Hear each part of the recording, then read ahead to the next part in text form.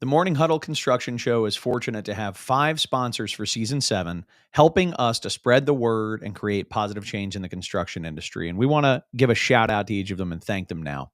First is Katz Abosch. This is a middle market accounting firm with a deep specialization in construction, tax, audit, accounting. Fantastic group of people. Next is Lawrence Law.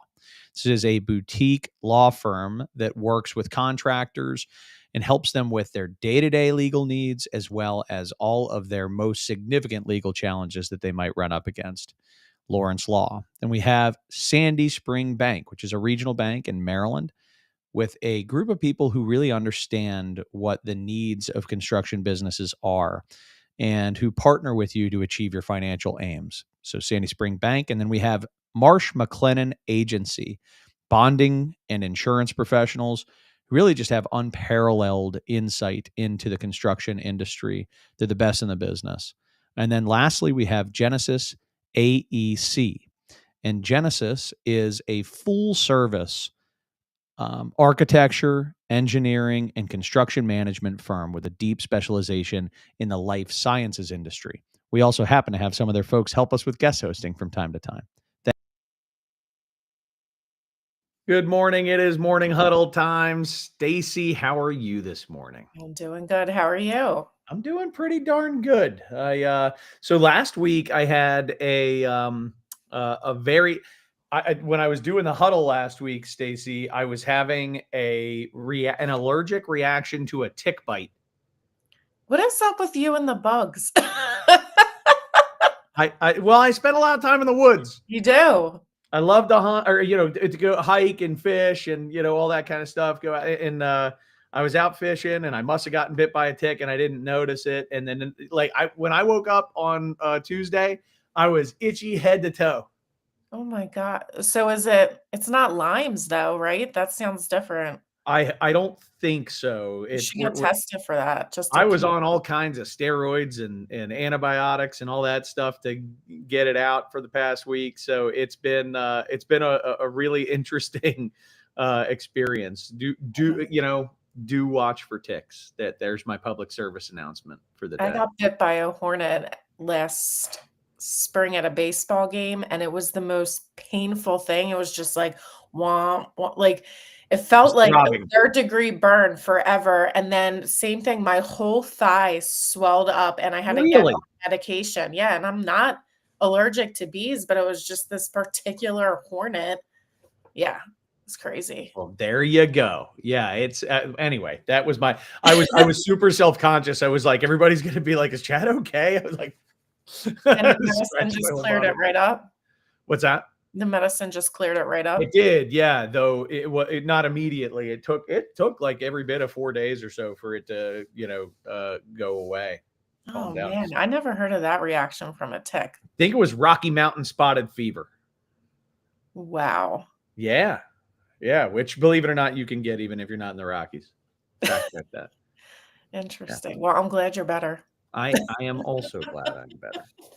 I'm also glad I'm better. Anything good going on at your company? Yeah, all kinds of good stuff going on at Well Built. We've got, one thing, this was cool this morning. I heard from a client.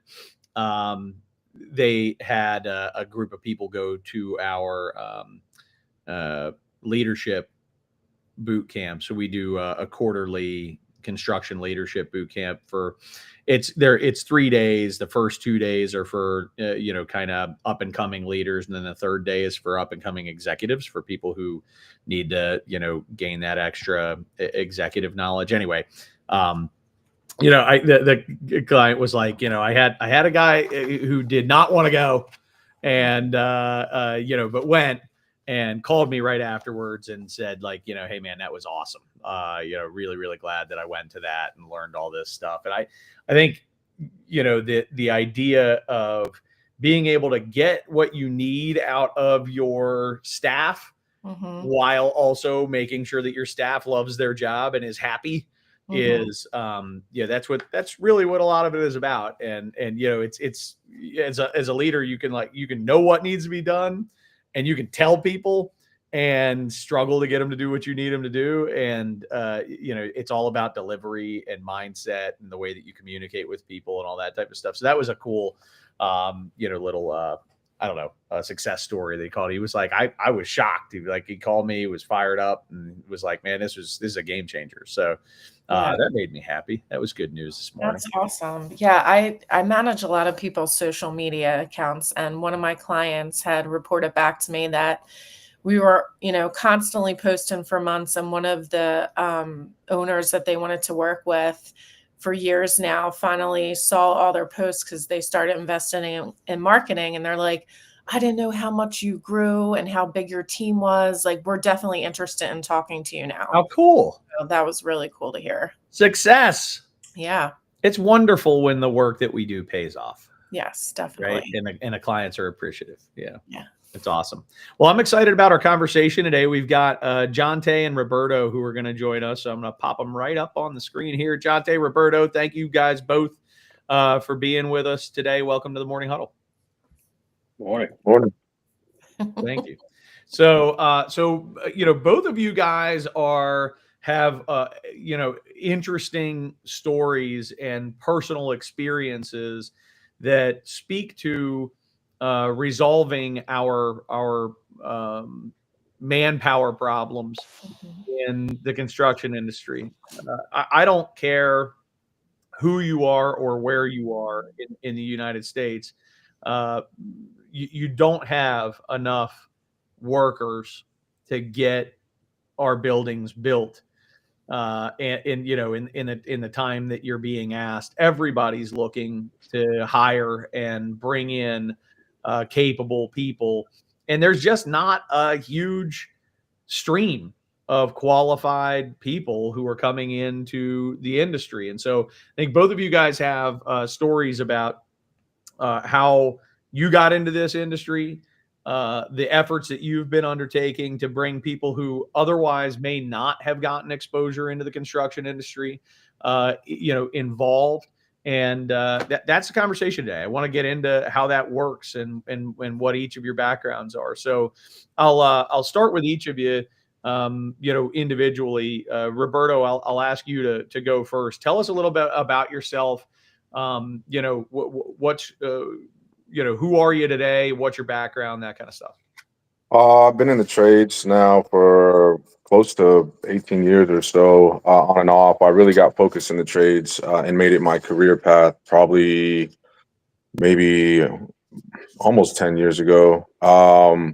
And I was working for a company. I started to get really skilled in what I was doing, and I realized that I didn't feel like I was being paid what I was worth. And I told myself, man, if these guys can run a company, I can certainly run my own. And the trades, because I had gotten so skilled, allowed me the ability to open my own business, and that was really what changed my life and allowed me to do everything that I'm sure we're going to talk about here shortly. Dude, that's awesome. So the business is Cornerstone? No. That's the nonprofit. So my business is Even Scale LLC. We're a residential and commercial remodeling company in the city of Alexandria in Virginia. Okay, cool. So you're running a construction business, Even Scale. Yes. And you also are involved in a nonprofit. Talk about the nonprofit end. Yeah. So about 3 years ago, I started to realize if I had known what I know now as an adult at like 14, 13, 12, I'd be worth like, I don't even know how many millions, Right. but certainly many, as well as the lived experience that I had growing up the way I did. I was like, man, if there's one way I can time travel, it's going to be, through saving other youth that grew up like I grew up, as opposed to being able to save myself. So that's kind of how that started. Cool. All right. More to come. Go ahead. I was going to say, thanks for mentioning that. So I recently was at the Worlds of Work event, and we were talking to 8th graders, and I thought that was too young because I spent a lot of time talking to high school and college. And I'm like, no. that was like the perfect target. I think we need to go lower because they're the most influential then. They're the most open. And they were really listening to like the opportunities. So Yeah, I'll just say that the youth that we work with are 12 to 17, and we went after a very specific demographic of youth. I like to call it an untapped resource. Kids that are disenfranchised, marginalized, mostly Black and Latino, youth who live below the poverty line and, just don't have access to other career pathways or college. So Yep. I think that that's a prime area to recruit from, especially because the trades pay so much, and to understand you can change your entire living circumstances through the trades is a pretty powerful message. That's awesome. All right, great. And let's hear from you, Jonte. So Jonte, I know you're the director of safety at West Shore Home down in Raleigh, North Carolina. Tell us a little bit about yourself and your background. Yeah, so I'm originally from Baltimore. I moved to North Carolina in the late 90s, maybe 98, 99 after high school, and didn't know what I wanted to do. So I went straight to work. So I worked in the forestry industry, Georgia Pacific. I think when I left, it was International Paper. And during that time, I went back to school, took a trade. I took electrical and got my diploma in electrical and industrial systems. And I started my own business in 2006. So at that time, what I didn't know was that you had to work under a licensed electrician for 4 years before you qualify for your exam in North Carolina. So I found out that I was able to qualify for the contractor's exam. So I took my contractor's exam and I received my builder's license. So builder's license in North Carolina gives you the qualifications to build anything residential, commercial, industrial, institutional up to a certain amount. And at that time, I started with state projects. So I signed on with North Carolina Department of Health and Human Services. So I started building wheelchair ramps and small things like that. And I was able to get my security clearance and started doing federal work. And once I started doing federal work, DOT projects, I was recommended to be an instructor for the Bureau of Prisons. So I took the opportunity to teach at the federal prison in Butner, North Carolina. So it's FCI Butner. I taught there for 5 years and made the shift from the prison to the community college high school system. And that's where I was the carpentry instructor, and I was able to help build out a program in North Carolina with the North Carolina DOT with the intent to have a pipeline from high school to the North Carolina DOT because everyone was aging out, just like we're talking about now. So the North Carolina DOT gave grants to, I think it was maybe 5 or 6 counties to help build that pipeline. And I was part of that program, and I was recruited to make this shift to build out a training program where I am now.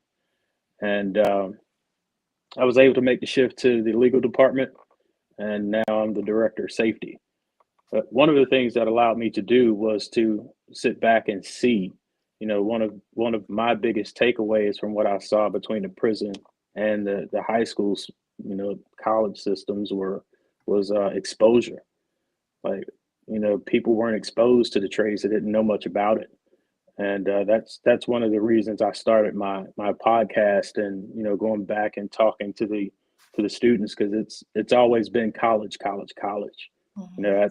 That's what I saw when I was in school. And, it was either you get a degree or you're going to be homeless or something like that.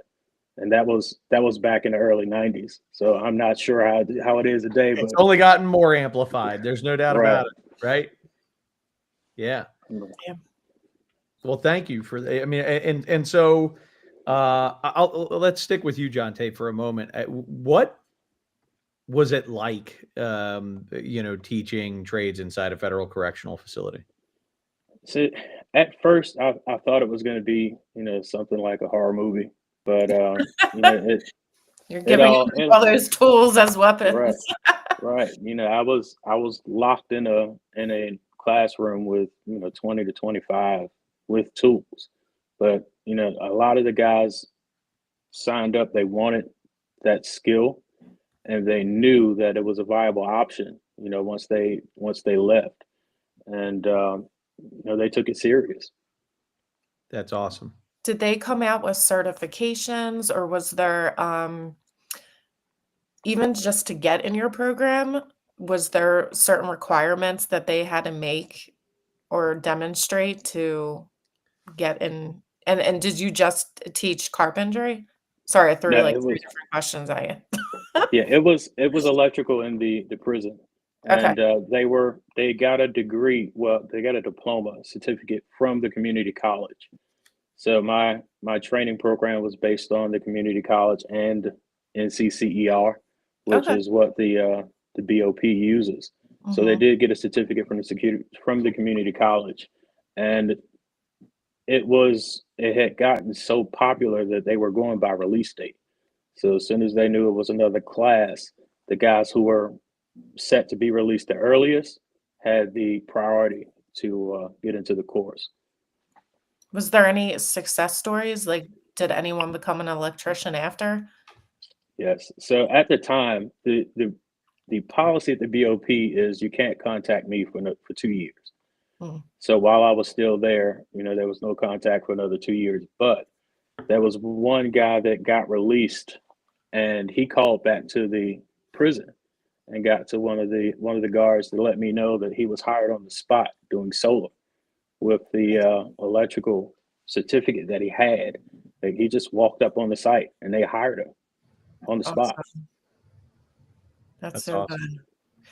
Why don't they let you talk to them? Like, you're helping them in prison, and then what's the no contact thing about? The federal prison is a little different. You have a lot of high level kingpins, drug dealers, white collar criminals, so you can't contact them at all. Hmm. Interesting. Yeah. Yeah, it's probably for your safety. Yeah, Yeah. definitely. That's the thought process. But yet here you were, helping them to come out and be productive. Yeah, and it's all about the certifications too. That's what Correct. everyone's looking for.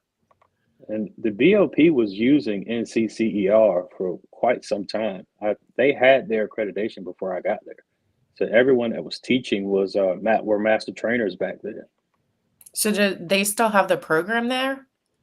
That I don't think it's as extensive as it is now, but I think they still had like automotive and HVAC, if I'm not mistaken. Cool. So Roberto, talk about the programs that you offer with Cornerstone Craftsman. Exactly. Who does it serve? Why was it created? And what are you offering? Right.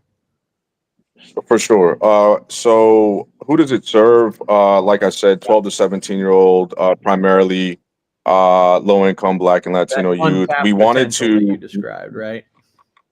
yeah, well, this is the thing. So, for instance, the career paths at the high school here are set up for you have to have a certain GPA. There are other prerequisites that you have to even be able to get into it. So essentially, these career paths are being offered only to the kids who already have an option to go to college. So that's counterintuitive. What are we doing here, right? We're telling these kids to go out there and be something in their community and stop committing crimes and stop doing this and stop doing that, without offering anything else other than a school system that's failing them and a family unit that's not a family unit at all. Right. And these kids trauma bond and hang out in the street and they want to do stuff. So, and I knew that because, like I said, I mean, I grew up in similar circumstances, and had I known what I know now, I meant what I said, I'd really be worth millions. Right. And I'm working my way there, by the way. But, you know what I mean? So we started recruiting 3 years ago from just community events. I started sponsoring events through my company, and just really drawing attention to try to make the trade sexy, right? Like it's the trades aren't sexy, right? There's a stigma with the trades. Like, I don't know, people probably think there's a plumber that's going to show up with his butt crack showing underneath your sink or something, right? It's not, but that's not the reality here. We're talking, within 5 years through an apprenticeship program, you could be making over 100K easy, which means that by the time you're 23, if you start at 18, you could be making over 6 figures, right? And that's a very real possibility. So I wanted to show them that early. And initially what we started doing was I recruited 5 kids just because I wanted to just give the trades back or do something. And I really had no plan other than I was going to figure out how to do something for them. So I started reaching out to friends and family like, hey, listen, do you guys have a room in your house that needs to be painted? If you pay for the paint, I have these 5 kids I want to train. If it's not done right, I'll come in after with my employees and fix it. All you have to pay for is the cost of materials. And that's what started to happen. But I wanted to pay these kids while they were learning to develop a mentality of coming to work and earning money through the trades. So, and I was just doing this randomly. I self-funded this for like 3 years before I turned it to a nonprofit. Wow. Yeah, because I didn't know anything about a nonprofit, but I'm very, very determined, and I knew that I had to make it sustainable. And why? Because with those 5 kids, I started getting phone calls from like single moms and other kids saying like, "Hey, my son can really use this program. My son can really use this. My son can." So there was buy-in and interest very early on. Simply really through earning money in a way that, was legal, wasn't dangerous, right? And gave them some sort of, pride in what they were learning and earning and all these things. And it started to get more and more, there was more of a need, and I didn't have the money to do it. So because it was costing, eventually it got up to like 10 kids, and it was costing me like $1,000 a weekend. I was paying all their wages. I was paying breakfast, lunch, transportation, right? Because a lot of the kids we work with are food insecure. And the way we developed the interest in the trades, and I'll get into what we teach here in just a minute, was that through this relationship I was developing with this community, through this trust. I mean, moms started asking us to show up to their kids' court dates. They're on probation, and can you tell the judge my kid's a good kid? And so we started showing up in every aspect of these kids' lives, trying to figure out if their grades were up to par, right? If their attendance, if they were going to class, right? What they were doing in their households to really provide support and show up, because we work with a lot of young men who they don't have a father around, or there's a mom with 9 kids with 5 baby daddies in a house with 2 bedrooms, right? Or whatever, and no food. So we started to really provide like this positive, male role model kind of thing, all while teaching the trades. And we started getting a lot of attention from the city that I was in, because we started showing up to community events with these kids, encouraging them to give back to their community through like community cookouts through low-income neighborhoods where the police cook burgers and hot dogs, and like our kids were help passing them out to their own community. So the police were like, hey, listen, what can we do to help? And at that point, I was up to X amount of kids, like I said, but we were running out of spaces. There was only so many people that were going to let me paint rooms in there, housed for free. So the police were like, hey, listen, we have a satellite office. It's kind of like a storage unit. You want to use it, you can use it. So we went there. It was like the size of a closet. There was no air conditioning in there. But we made it work. And I told myself, well, these kids are getting pretty proficient at painting. Why don't we start teaching them the finishing trades, drywall, right? And framing. And actually, I'll show you, because I'm actually in my training facility right now. I'll just show you really quickly. What it looked like was just 2 residential framing modules at first. And we grew into, so we have all these residential stuff where we teach them the finishing trades, but we also have commercial stuff, including like, and over here, it's kind of dirty right now, but like we teach, we have like, electrical theory stations where we teach like residential and commercial, just basic stuff, NEC code stuff, right? Series, parallel circuits, all that kind of stuff. And we started to really write our curriculums to teach everything from, entry level, finishing stage stuff all the way to electrical theory and everything in between, in an effort to garner an interest in different trades. So to say like, oh, well, maybe carpentry isn't for you, but you really think electrical's cool. Or maybe, you don't think electrical or carpentry is cool, but this plumbing stuff, you're really feeling that. So we teach all of that here. The population we work with is one that I mean, it's really a gold mine of people that can produce and contribute. And the thought here behind it is breaking that generational cycle of poverty and trauma on top of doing the trade, using the trades to do it. And it's really low hanging fruit because we're so desperate. I mean, the numbers show by 2031, you know, the labor force is going to disappear by like 41%. Like we need to do something now. And also now's the time, it's prime. I mean, what's going to happen with AGI and all the layoffs and everything else? I mean, really a lot of the jobs are going to construction anyway. So, you know, if we can start working with the youth at this age, and create a pipeline, which we have, by the way, we have like union and non-union partners that have agreed to hire our what we like to call pre-apprentices after they're done with us, because we've had very intentional conversations about what are the competencies that they need to see with our youth. What's the math aptitude test look like, so we can work with them in the very specific areas of math that they're going to have to, you know, display when they apply to these places. I mean, that's kind of a way to describe it. I always get lost because I love like talking about it and what we do. And so I'm not sure if that answered all your questions, but yeah, we do a lot. Awesome, man. You told me more too. Like, it's not just the trades. Like, explain, like when you did the tour for me, you added the washer and dryers and the ties. Oh yeah. So what we found, and I'll show you a second, we actually just got 1,800 square feet additionally upstairs that we're turning into an education and career center. And I can explain that to you in a little bit too. But so through developing these relationships in a trusted way, through what I like to call true trauma-informed mentorship.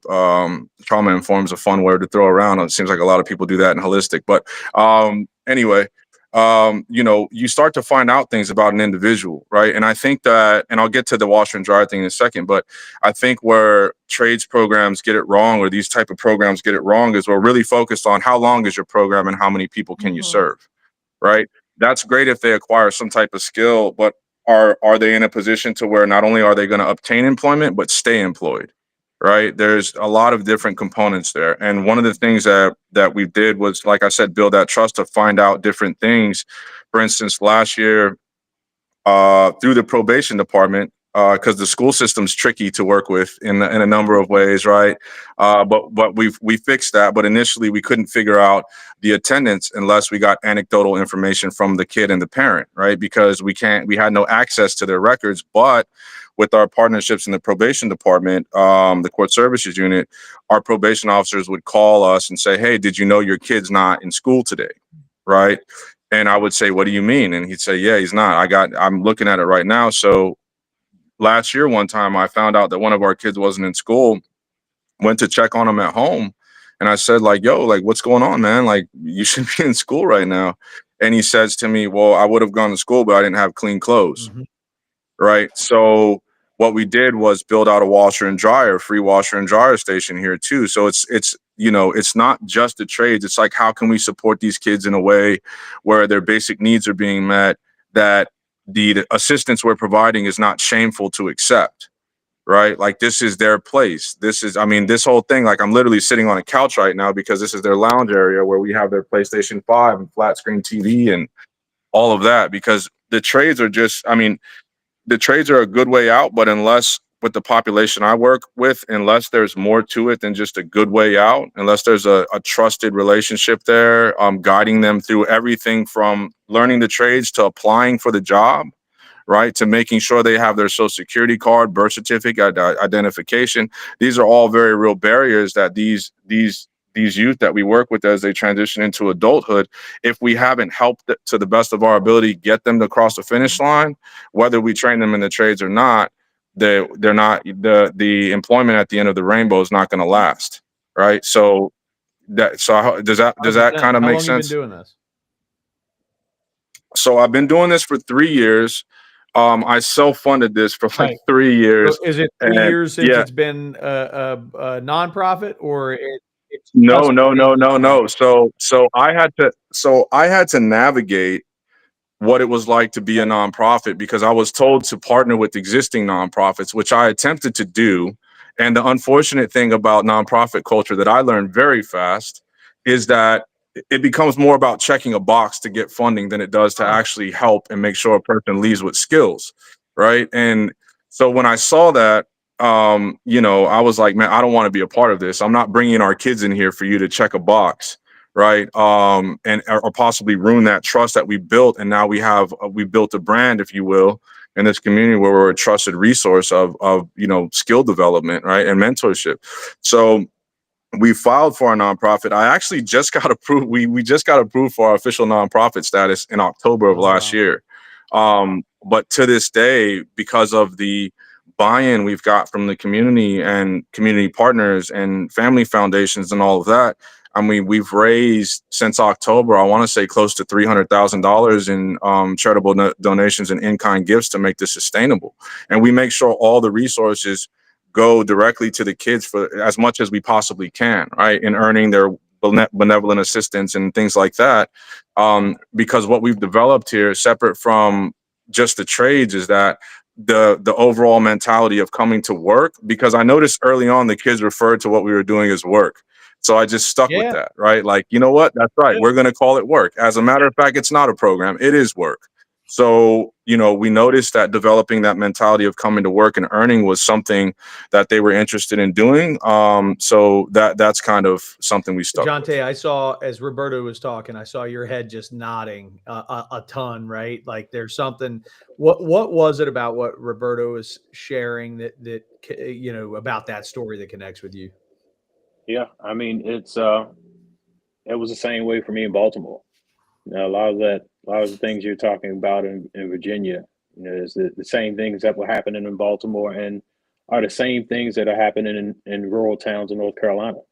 Like I taught at a rural high school in North Carolina, and it was the same way, right? We think it's just regulated to the larger cities, but the rural towns are exactly the same. Yeah. Everything you're talking about, I saw in the high school level. Yeah. Yeah. What's striking to me as I'm processing all this is how extremely personalized this effort is. I mean, when you're working, and Roberta, you're working with kids, and when you're working with kids, you recognize that a part of what's missing is that family unit, is that role model, adult role model, this has got to be an amazing amount of your time. Like it's got to be a huge lift. Yeah, it is. So I pretty much, I really stopped thinking about it, but I'm pretty sure I'm putting in like 80-hour weeks, because I do the nonprofit stuff full time as a volunteer. Right. I do have paid staff now, like our family engagement team that work directly with the families and find out like if they need groceries in their home or this or that, as well as some instructors, right, that are trained professionals and have been in the industry for 10 plus years, and things like that are learning how to mentor pretty good. But for the most part, yeah, it takes a lot of my time. And to be honest with you, that's what it looks like if you want to get the work done. Yeah. Because the reason it doesn't is because people don't take the time. And the trades save my life, so I'm biased. I'm going to try to save their lives through the trades, right?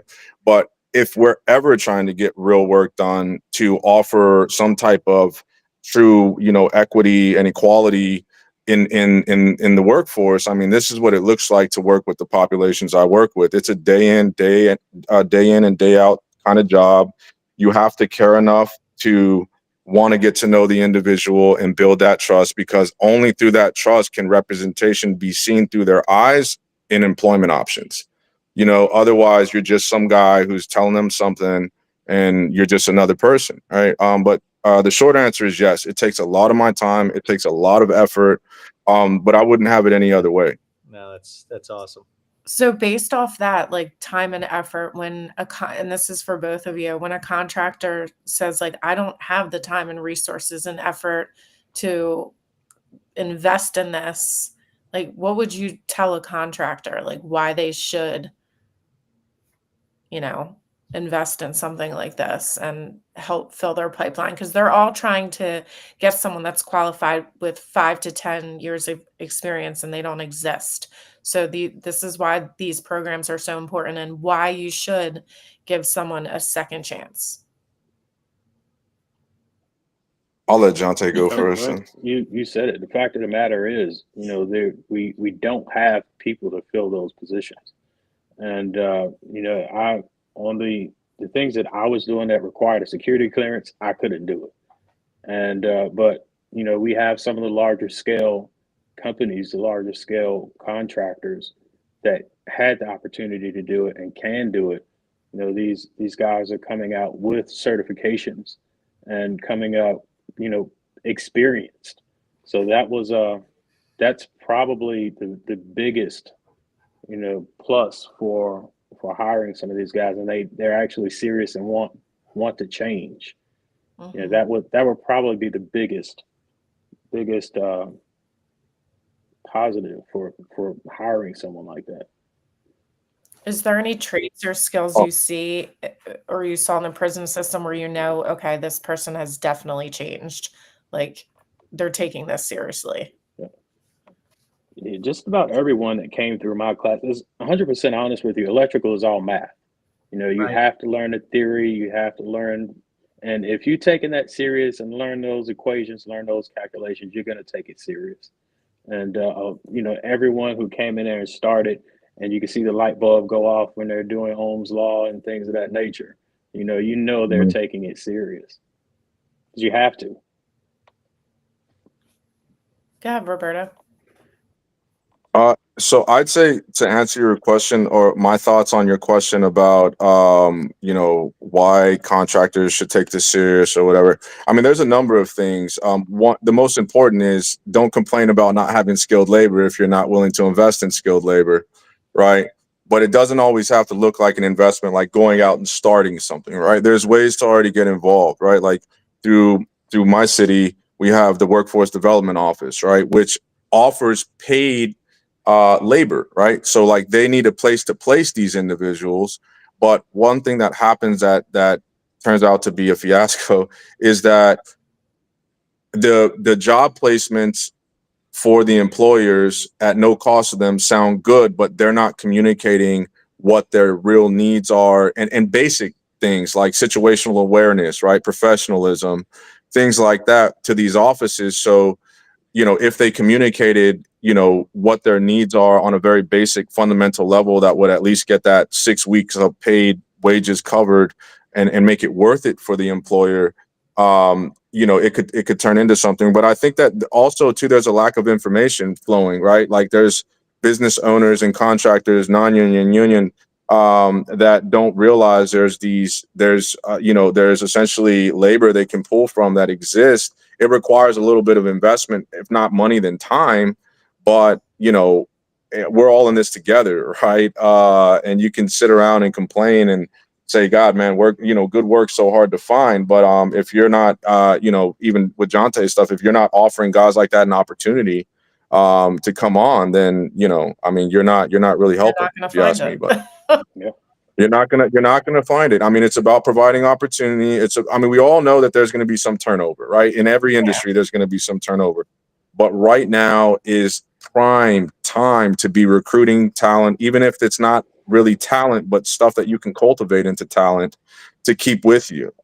Because we're gonna see a serious disruption to the workforce, I think, through AI pretty shortly. And that's just going to make things worse, but it's going to make more people available to want to take on career paths in the trades and all this stuff. So there's ways to do it, though. And I'm sure the trades are not the only route, but certainly for a large portion of this untapped resource population that we're talking about, it's a fine path for this group. But to me, it just seems like, you know, do what you guys are doing and have done is a win-win-win-win-win, you know, type of scenario. If we're doing it right, you solve workforce issues in the construction industry, you solve you know, poverty issues for that individual, and if you do that en masse, you solve poverty issues in communities. And if you solve poverty issues in communities, you solve crime issues.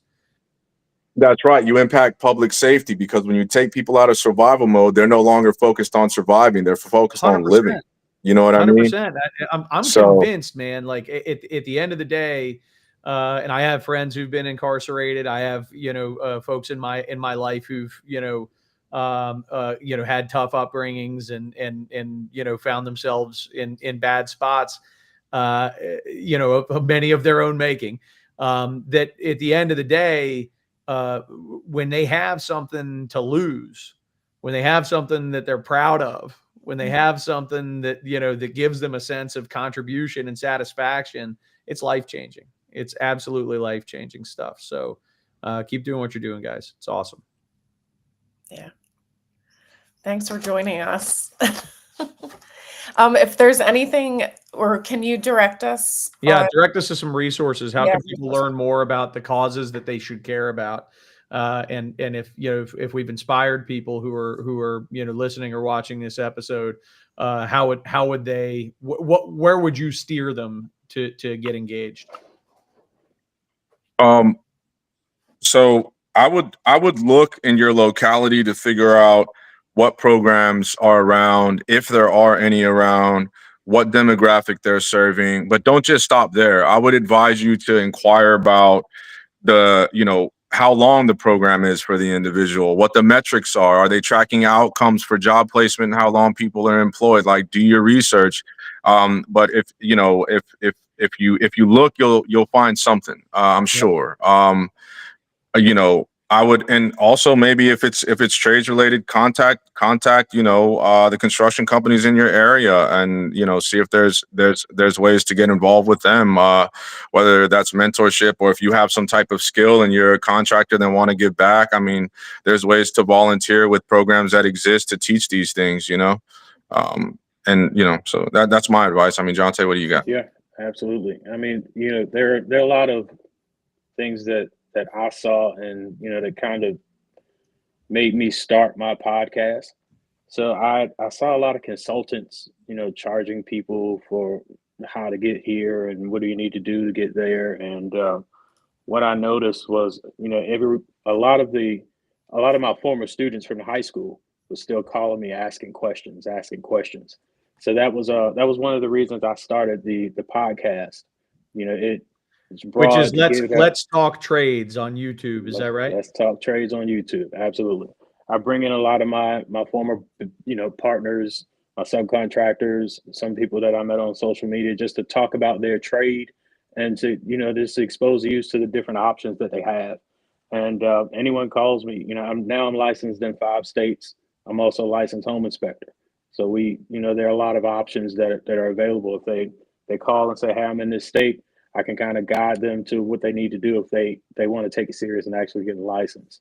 And that's awesome. I also have a vast network of former subcontractors and things. I may be able to put you in touch with the right people. And like you said, I never charge for it.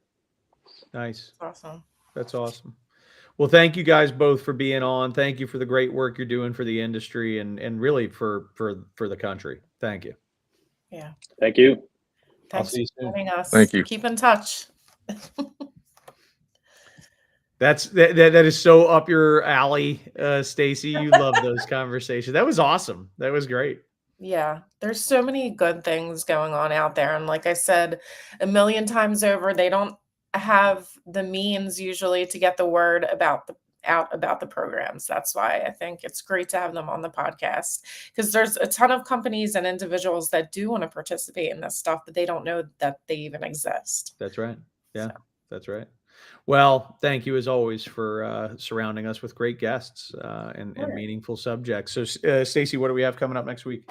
So next week, the 8th and the 15th, we're taking a little break because it's spring break. Yep. Are you doing anything fun? Not gonna work all the time. Okay. But you're not going no trips? No US, trips. Nothing? I'm headed to Tennessee for the Skills USA competition. I'm covering that. Nice. And we're going to do some hiking in the Smoky Mountains and the Dollywood. Have you been to Pigeon Forge? No. Yeah, so I heard that's really great for kids. So my son will have Enjoy. a great time. Have a great time. So we're off for a couple of weeks, and we're We're back. off for a couple of weeks, and April what, 23rd, something like that. we are back the 22nd. 22nd. Yes. And we're going to be talking to Herb and Eric about executing a succession plan. Oh, that's going to be a lot of fun. Yeah. That'll be a successful succession story with it's actually a client of ours that'll be on to share how they went about planning succession and executing succession from ownership down. Yeah, that'll be fun. Those are always fun. Those are, yeah. We have a wide variety of topics. Yes, we do. At the Morning Huddle. Well, great. Anything else on your mind before we wrap up, Stace? No, just make sure you enjoy some time off, okay? I am committed to doing it. Like I say, I'm not going to work the entire spring break. I will take off. I'll take off at least a few hours a day. And no more bug bites. Yes, I gotta use some spray. Darn it. All right, I'll talk to you in 2 weeks. See y'all. Thank you for joining us. See ya. See ya.